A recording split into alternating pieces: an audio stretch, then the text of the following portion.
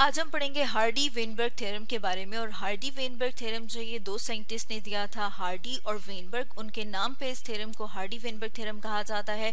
और अगर हम हार्डी-वेनबर्ग थ्योरम की बात करें तो इसमें हम देखते हैं कि इन्होंने क्या कहा था। इन्होंने कहा था कि एलील और जीन फ्रीक्वेंसी जो है वो किसी भी खास पॉपुलेशन में, किसी एक पॉपुलेशन में हमेशा कांस्टेंट रहती है जनरेशन आफ्टर जनरेशन।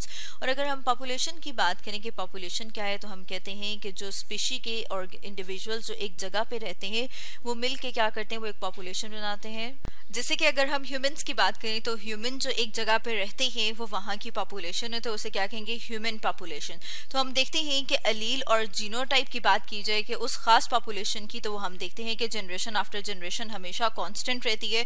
और अगर एलील की बात की जाए तो एलील हम कहते हैं कि जो जीन का काउंटर पार्ट है उससे एलील कहा जाता है। फर्दर हम ये बात करें कि ये लॉ क्या प्रेडिक्ट करता है, तो उसमें हम देखते हैं कि ये लॉ प्रेडिक्ट करता है कि बोथ जीनोटाइप और एलील फ्रीक्वेंसी जो है वो हमेशा कांस्टेंट रहती हैं अगर जो पॉपुलेशन है वो इक्विलिब्रियम स्टेट में हो। अब अगर हम फर्दर बात करें कि इक्विलिब्रियम स्टेट क्या है, तो अभी हम उसे डिस्कस करेंगे कि कुछ कंडीशंस जो हैं हार्डी वेनबर्ग ने बताई थी, मतलब दोनों ने बताई थी कि अगर उन कंडीशंस को मीट किया जाए तो फिर क्या होता है कि पॉपुलेशन की जो जीनोटाइप और एलील फ्रीक्वेंसी है वो हमेशा कांस्टेंट रहती है। और अब अगर हम एलील फ्रीक्वेंसी की बात करें कि एलील फ्रीक्वेंसी का क्या मतलब है, एलील फ्रीक्वेंसी क्या होती है, occurrence of allele in a population, और उसको हम कैसे फाइंड आउट कर सकते हैं। जैसे कि यहाँ पर हम डायग्राम में देख रहे हैं, फॉर्मूला देख रहे हैं कि फ्रीक्वेंसी ऑफ एन एलील को फाइंड करने के लिए कि वो एलील कितने नंबर में प्रेजेंट है, उसको टोटल नंबर ऑफ एलील जितने उस पॉपुलेशन में प्रेजेंट है, जब हम उसको डिवाइड करेंगे तो हमारे पास उस एलील की फ्रीक्वेंसी आ जाती है।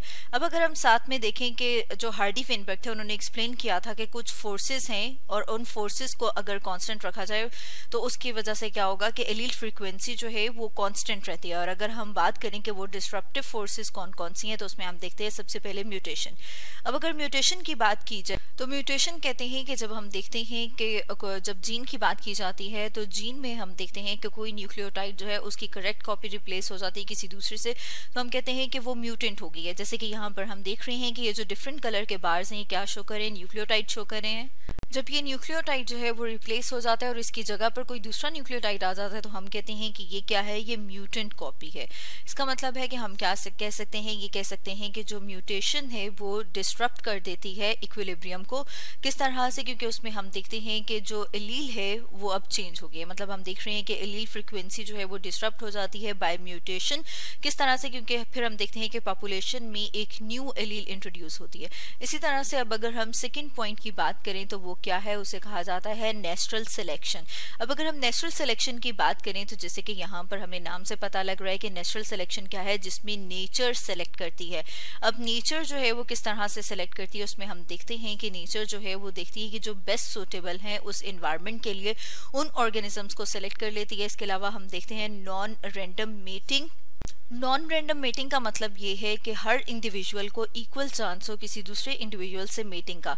मतलब ये कि किसी वेरिएशन की बेस पे, या फिर हम फॉर एग्जांपल अगर हम कलर की एग्जांपल लें तो सिर्फ और सिर्फ कलर की वेरिएशन पे, कि फॉर एग्जांपल अगर किसी पॉपुलेशन में हम अगर बीटल्स की बात करें तो हम कहते हैं कि जो डार्क कलर के बीटल्स हैं अगर वो सिर्फ डार्क कलर के बीटल्स के साथ मेट करेंगे तो फिर वेनबर्ग इक्विलिब्रियम अटेन नहीं होगा, क्योंकि तब नॉन रैंडम मेटिंग नहीं रहेगी, बल्कि वो क्या करेंगे, वो सेलेक्ट करके मेटिंग करना शुरू कर देंगे। तो नॉन रैंडम मेटिंग का मतलब ये है कि जो मेटिंग है उसके लिए कोई सिलेक्टिव चॉइसेस ना हो। तो जैसे कि यहाँ पर हम देख रहे हैं कि नेचुरल सिलेक्शन और नॉन रैंडम मेटिंग जो है वो जरूरी, मतलब ये क्या है, ये भी एक फैक्टर्स हैं जो किसको अफेक्ट करते हैं, जो हार्डी वेनबर्ग के इक्विलिब्रियम को हम देखते हैं कि वो उसको डिस्टर्ब कर देते हैं। जैसे यहाँ पर हम देख रहे हैं कि the Hardy Weinberg equilibrium because they result in change in gene frequency, क्योंकि इन फैक्टर्स की वजह से जीन फ्रीक्वेंसी जो है वो चेंज हो जाती है। अब अगर हम फर्दर देखें तो हम देखते हैं एक और फैक्टर की अगर बात की जाए तो वो है जेनेटिक ड्रिफ्ट। अब अगर जेनेटिक ड्रिफ्ट की बात की जाए तो हम देखते हैं कि अगर फॉर एग्जाम्पल कोई भी जो है वो कैटास्ट्रॉफिक इवेंट या कोई ऐसा इवेंट जिसकी वजह से कुछ नंबर ऑफ इंडिविजुअल्स हैं किसी एक पॉपुलेशन के, उनकी डेथ हो जाती है या वो ख़त्म हो जाते हैं, जैसे कि यहाँ पर हम देख रहे हैं इस डायग्राम में कि यहाँ पर बीटल्स को दिखाया हुआ है कि बीटल्स के ऊपर अगर किसी पर्सन का पाँव आ जाता है तो वो ये देख के पाँव नहीं रखेगा कि इसमें से कौन से वाले जो है वो बेस्ट सूटेड टू एनवायरनमेंट है और कौन से नहीं है। मतलब ये कि बाय चांस कुछ इंडिविजुअल्स का जो है वो लॉस हो जाए या फिर उनकी डेथ हो जाए तो उसकी वजह से क्या कहते हैं कि जेनेटिक ड्रिफ्ट है। जैसे कि यहाँ पर हम देख रहे हैं कि यहाँ पर अगर कंपेयर करें तो हम देख रहे हैं ग्रीन कलर के और साथ में देख रहे हैं कि लाइट येलो कलर के प्रेजेंट हैं। अब जेनेटिक ड्रिफ्ट की वजह से क्या हुआ कि इसमें इनकी पॉपुलेशन देखेंगे तो इसमें ग्रीन की पॉपुलेशन कम हो जाएगी और साथ में हम देख रहे हैं जो लाइट कलर के बीटल्स हैं उनकी पॉपुलेशन ज्यादा हो जाएगी। तो हम देखते हैं कि जो जेनेटिक ड्रिफ्ट है वो एक और फैक्टर है जो क्या कर सकता है कि जो चेंज कर सकता है, अपसेट कर सकता है इस इक्विलिब्रियम को।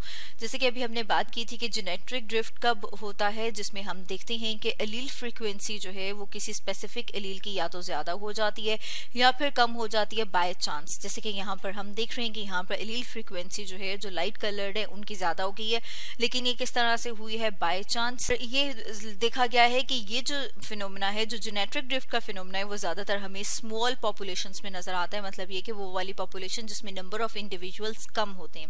अब अगर हम एक और फैक्टर की बात करें कि वो वाला फैक्टर कौन सा है, तो वो है जीन फ्लो। अब अगर हम जीन फ्लो की बात करें तो जीन फ्लो जो है, जब दो डिफरेंट पॉपुलेशंस जो हैं वो आपस में ट्रांसफर करती हैं एलील्स को, तो उसकी वजह से क्या होता है, उसकी वजह से जीन फ्लो होता है। जैसे कि यहाँ पर हम डायग्राम में देख रहे हैं उसमें 2 एग्जांपल्स हैं। एक है माइग्रेशन की एग्जांपल हम देखें तो उसका क्या मतलब है कि ऑर्गेनिजम्स जो हैं वो एक जगह से दूसरी जगह पे जाते हैं, ये क्या है, माइग्रेशन है। इसी तरह से अगर हम इमिग्रेशन की बात करें तो जैसे कि यहाँ पर हम देख रहे हैं 2 पॉपुलेशंस हैं, ये वाली ओरिजिनल पॉपुलेशन जिसमें हम देख रहे हैं कि सारे के सारे इंडिविजुअल्स जो हैं वो व्हाइट कलर के हैं। इसी तरह से अगर हम एक और पॉपुलेशन को देखते हैं उसमें हम इंडिविजुअल्स देख रहे हैं, अगर उनके कलर को देखा जाए तो वो किस कलर के हैं, वो ब्लैक कलर के हैं। अब ये क्या करें, ये इमिग्रेंट्स हैं जो कि बाहर से इस वाली पॉपुलेशन में देख रहे हैं कि आ जाएंगे। अब जब ये इस पॉपुलेशन में आ जाएंगे तो फिर क्या होगा, फाइनल पॉपुलेशन में हम देखते हैं कि न्यू एलील ऐड हो गई है आउटर साइड से। इसकी वजह से क्या होता है, मतलब इसकी वजह से भी जो हार्डी-वेनबर्ग इक्विलिब्रियम की बात करें या हार्डी-वेनबर्ग थ्योरम की बात करें तो वो जो इक्विलिब्रियम है वो कांस्टेंट नहीं रहता बल्कि वो चेंज हो जाएगा। क्योंकि यहाँ पर हम देख रहे हैं कि एलील जो है वो कहाँ से इंट्रोड्यूस हुई है, एलील जो है वो एक और न्यू पॉपुलेशन से इंट्रोड्यूस हुए, पहले से जो एग्जिस्टिंग पॉपुलेशन है उसमें। तो आज हमने क्या स्टडी किया, आज हमने स्टडी किया हार्डी-वेनबर्ग थ्योरम के बारे में, जिसमें हमने देखा कि वो कौन कौन से वाले फैक्टर्स हैं जो कि अफेक्ट करते हैं हार्डी-वेनबर्ग की इक्वेशन को, उसके इक्विलिब्रियम को। उसमें हमने कौन कौन से फैक्टर्स देखे, उसमें हमने फैक्टर्स की बात करें तो देखा जीन फ्लो।